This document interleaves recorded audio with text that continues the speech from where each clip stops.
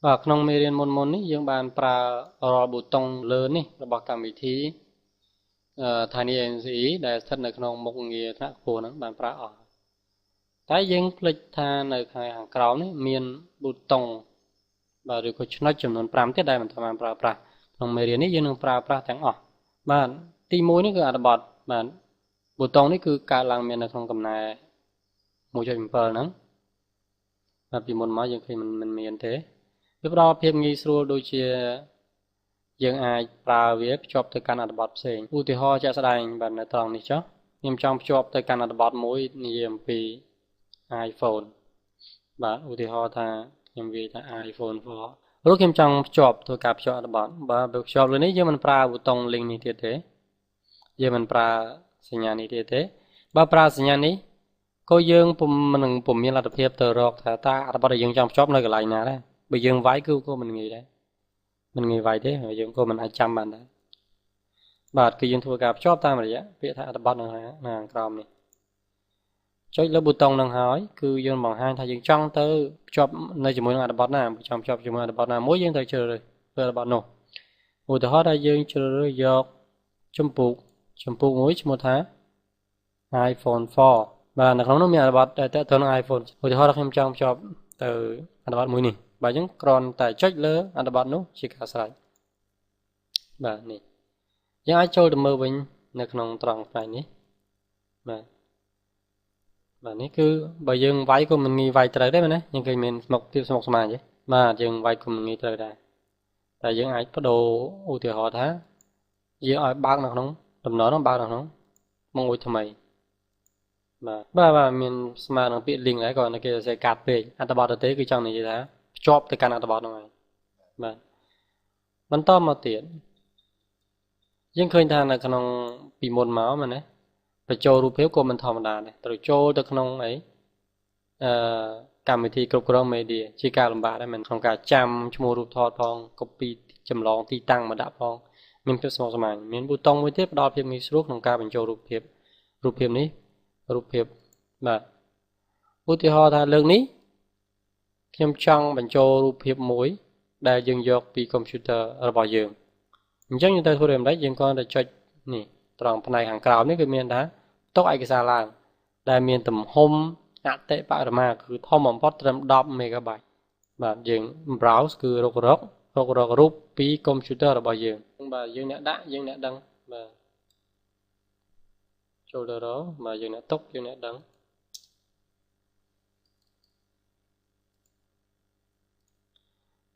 រួចចុចប៊ូតុងចាប់ផ្ដើមទុកឡើងមកថាបញ្ជូនពីម៉ាស៊ីនរបស់យើងទៅកាន់ម៉ាស៊ីនបម្រើ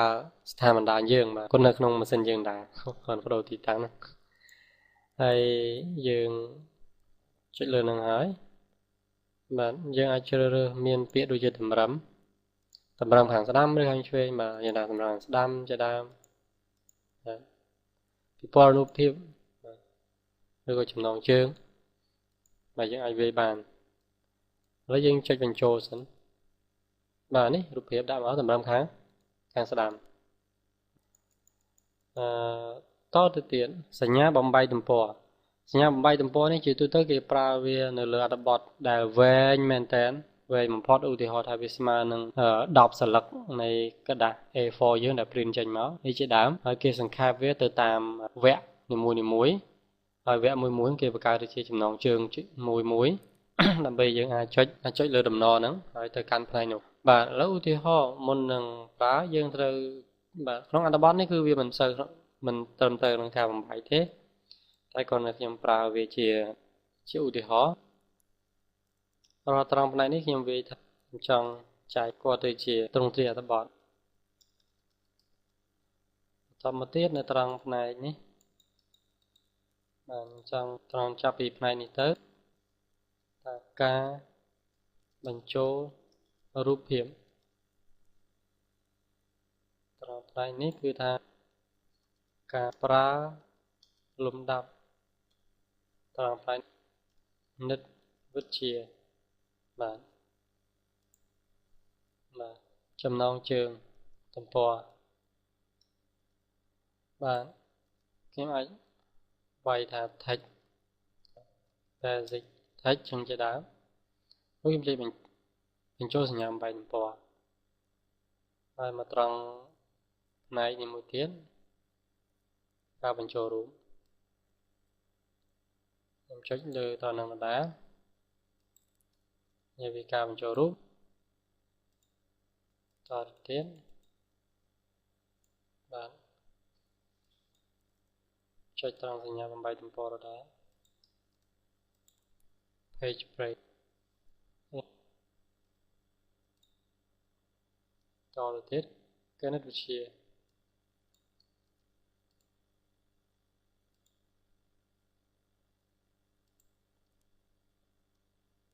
math បាទយើងពុំដឹងថាវាយ៉ាងម៉េចទេយើងទៅចុចរក្សាទុកសិនឥឡូវយើងត្រឡប់ទៅមើលទំព័រមុខយើងបាទចំពោះអត្ថបទដែលបាទចំពោះអត្ថបទមួយនេះយើងឃើញថាក្រោយពីបញ្ចូលសញ្ញាញែកទំព័របាទសញ្ញាបំបែកទំព័រមកយើងឃើញថាគ្រាន់តែជាគូបន្ទាត់ឆ្នោ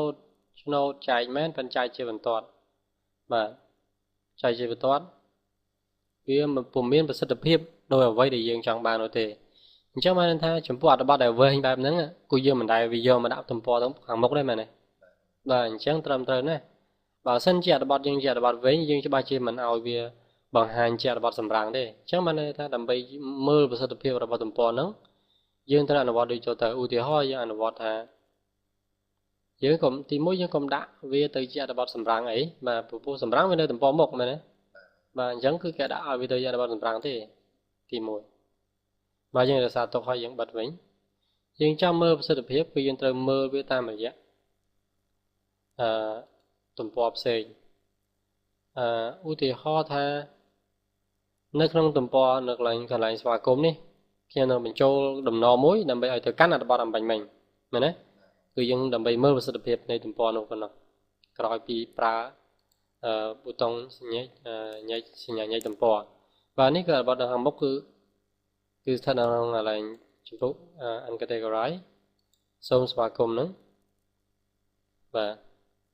ហើយខ្ញុំចុចប៊ូតុងមួយនៅខាងបាទនៅខាងក្រោមណាមួយចោលបាទរួចខ្ញុំចុចលើអត្ថបទបាទចុចលើអត្ថបទនេះគឺបាទហើយយើងជ្រើសរើសយក uncategorize ហ្នឹងមកបាទនេះអត្ថបទហ្នឹងមែនទេអត្ថបទកែសម្រួលមិញហ្នឹងគឺយើងចុចទៅគឺ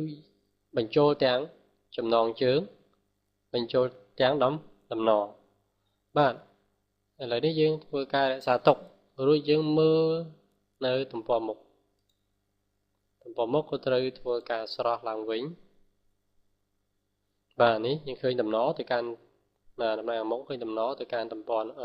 មួយនោះចុចលើទំព័រហ្នឹងបាទយើងនឹងឃើញប្រសិទ្ធភាពឃើញទេឃើញប្រសិទ្ធភាព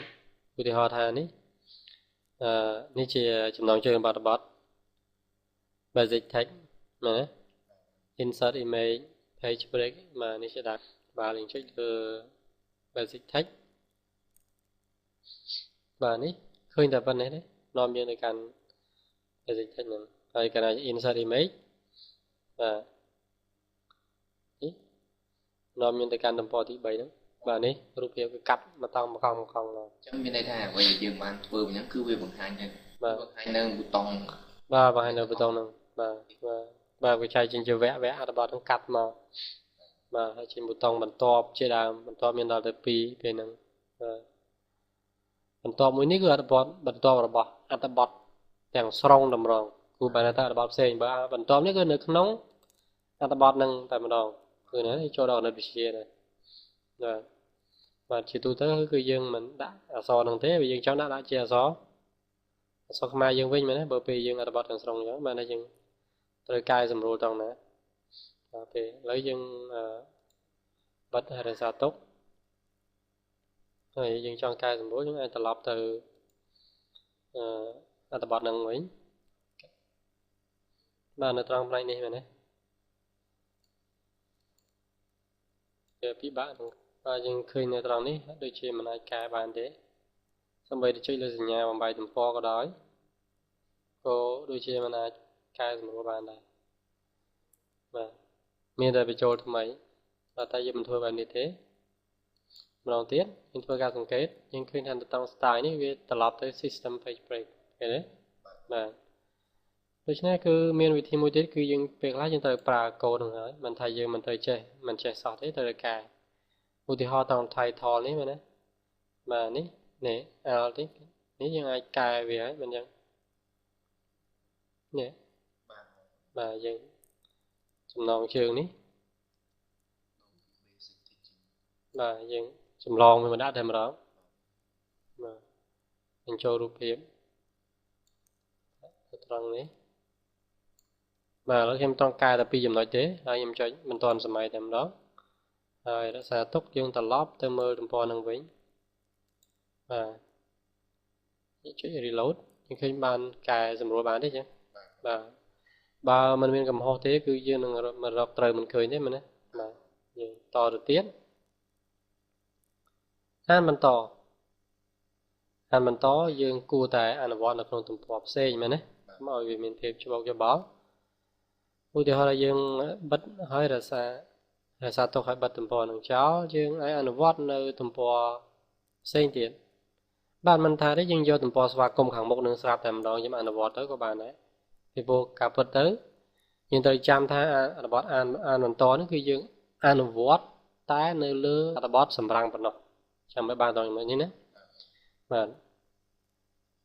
អានបន្តប៊ូតុងនោះគឺយើងប្រើជាមួយតែអត្ថបទដែលយើងចាត់ទុកថាជាអត្ថបទសម្រាំងប៉ុណ្ណោះបាទចាហ្នឹងបាទឧទាហរណ៍ថាយើងចាត់ទុកបើការពិតអត្ថបទប៉ុណ្ណេះមិនចាត់ទុកថាជាអត្ថបទវែងទេមែនទេបាទប៉ុន្តែគ្រាន់តែយកឧទាហរណ៍ថាវាវែងអញ្ចឹងយើងចង់ចែកពីកន្លែងខាងក្រោមនោះឲ្យអាននៅទំព័រផ្សេងអញ្ចឹងយើងចុចពាក្យថាអានបន្តឃើញក្រហមទេបាទយើងចុចរក្សាទុកចូលមករក្សាទុកយើងចំណាំខាងក្រោមមានពាក្យថាសូមស្វាគមន៍អញ្ជើញមកទស្សនានៅពេលក្រោយលើយើងជួយរក្សាទុកសិនហើយត្រឡប់មកទំព័រមុខរបស់យើងឃើញទេពាក្យស្វាគមន៍យើងណាសូមនៅត្រង់ស្វាគមន៍នោះមានពាក្យសូមស្វាគមន៍យ៉ាងម៉េចមកទស្សនាលើក្រោយយ៉ាងម៉េចទេនោះឃើញកាត់បាត់ទេមែនទេបាទនៅពេលដែលយើងចុចយើងឃើញប៊ូតុងមួយទៀតចេញមកហើយអានបន្តបាទចុចលើនោះយើងនឹងឃើញថានាំយើងទៅកាន់អត្ថបទទាំងស្រុងឃើញទេនេះបាទយើងកាត់ពីត្រឹមហ្នឹងអត្ថបទដែលនៅសល់គឺត្រឹមប៉ុណ្្នេះមកទេអញ្ចឹងយើងចេះប្រើប៊ូតុងអានបន្តហើយវាដូចជាកាសែតហ្នឹងអានទៅកាន់ទំព័រទីម៉ានបាទគាត់គេបញ្ចេញនៅខ្លឹមសារសំខាន់ដាក់នៅទំព័រមុខបន្តិចឬឲ្យថាគេប្រាប់យើងថាអានទៅទំព័រទីប្រហែលកប្រហែលខដូចគ្នាហ្នឹងគាត់នៅលើនេះយើងចុចប្រើប៊ូតុងតែម្ដងតមកទៀតបិទបើកកម្មវិធីបាទបិទបើកកម្មវិធីនេះគឺស្រដៀងគ្នាទៅនឹង HTML ដែរបាទកាលណាយើងបិទចុចបើឥឡូវយើងកំពុងតែបើកកម្មវិធីបាទបើកកម្មវិធីហ្នឹងយើងអត់ពងវាយកូដទេ